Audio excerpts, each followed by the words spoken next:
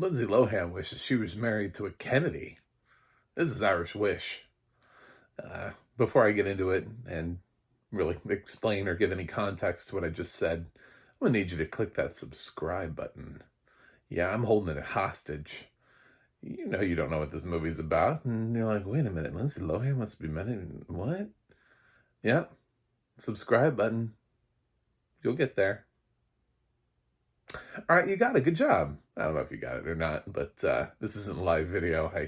I'm not Dora the Explorer, and I don't have a backpack. So we're just going to assume that you got there because we need to talk about Irish Wish because Lindsay Lohan's career is coming back with a vengeance. She is taking on the most dramatic film roles of her career on Netflix. This film has audio description. It was done by a narrator whose name I really honestly could not pronounce. First name, I nothing. I listened to it a couple times, rewound it. I was like, I don't know. I tried to phonetically put it out, and then I realized after I phonetically spelled it out that it didn't make any sense to me the next day when I wanted to do a review of it. I don't know. Good job though. You have nice audio description. Thank you for that. Lindsay Lohan and Ed Speleers. I don't know if anybody remembers him, but he was the dude from Aragon. Yeah, the kid from Aragon's back too. He's getting a career resurgence. Really, this is more about his career resurgence at this point.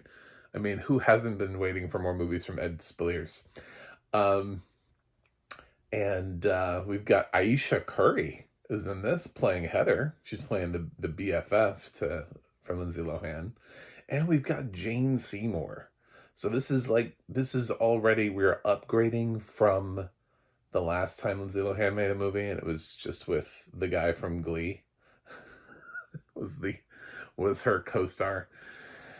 And now she's got other people along with her, and she's going to Ireland. And it's really not as cheesy as the last movie. This is a pretty standard Netflix rom-com that could have featured anybody. Now she's into one of those. She's into one of those let's send the girl to Europe movies. Love and Gelato. All of those movies that they love to make.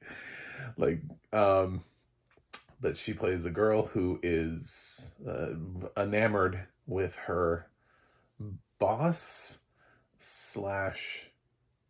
incredibly wealthy Kennedy dude, but not like the Kennedys, although they make references, they say really funny things because they use the name Kennedy, and they're like, oh, but you're marrying one of the Kennedys. And I'm like, but they don't have any context to that. Like, they're not like, oh, he's one of those Kennedys, but they're trying to, it's very odd. And I kind of wish he just had a different name. Like, why doesn't this dude just, on his own, wealthy and famous, and have his own wealthy and famous family? There are other families. Anyway, so Lindsay Lohan is going off to Ireland to watch him be married because she's always pined for him, and she just never told him how much she loves him. And yeah, that's it. That's the whole thing. She goes there. She sits on a bench. She wishes. A genie pops out. I don't know. I got a really weird description from what this character looks like, and I don't know what the character design was going for. I was like, is this Irish? I was like, I'm Irish. I feel like this isn't very Irish. And just kind of I would have much rather preferred just sort of like an ethereal, Lady in the Mist type of thing. Just, hello, Lindsay.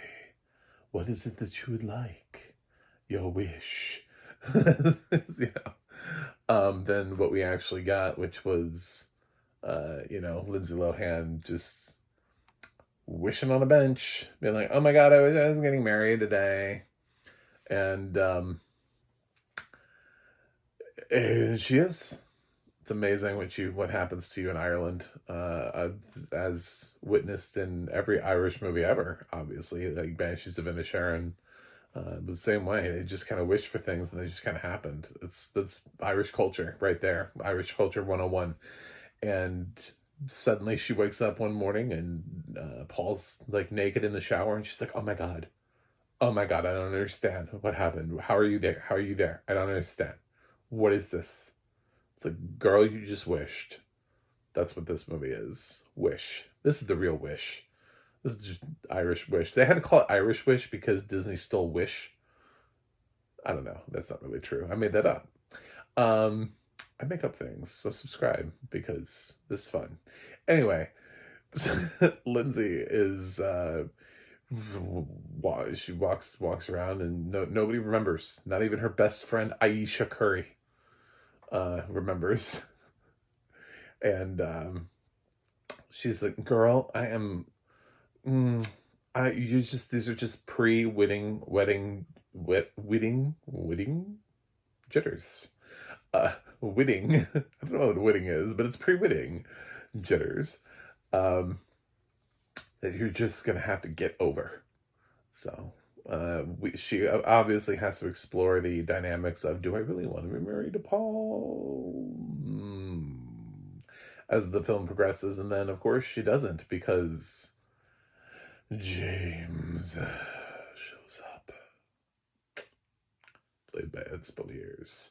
And if we know anything about the way things work, when the better recognized actor shows up, and he's a swarthy young man of certain job titles, like photographer, things are not going to look good for Paul.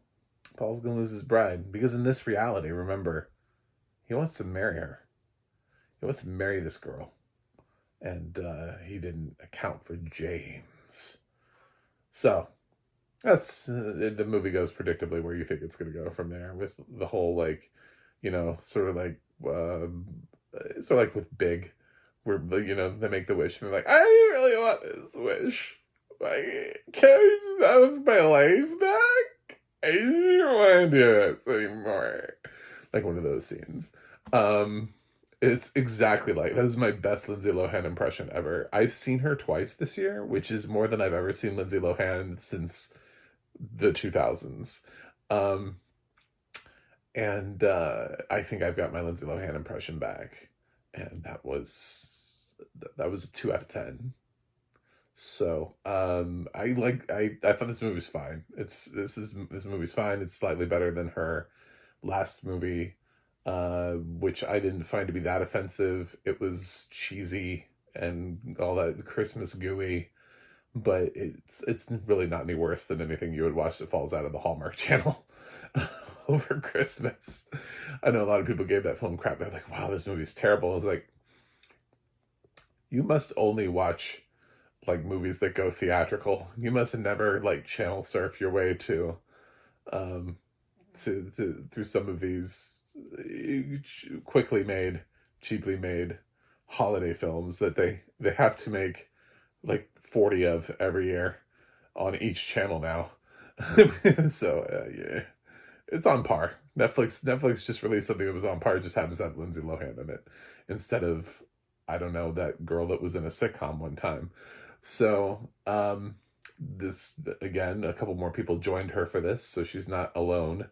And it feels a little bit more balanced. So you get to come for Lindsay Lohan and Jane Seymour, Aisha Curry, Ed Spaliers. We're getting there. She's inching her way out of Hollywood jail so that she can do that Freaky Friday sequel that she's supposedly attached to.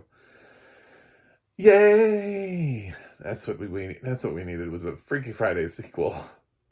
It's really late on that. I hope she has at least a kid in that movie.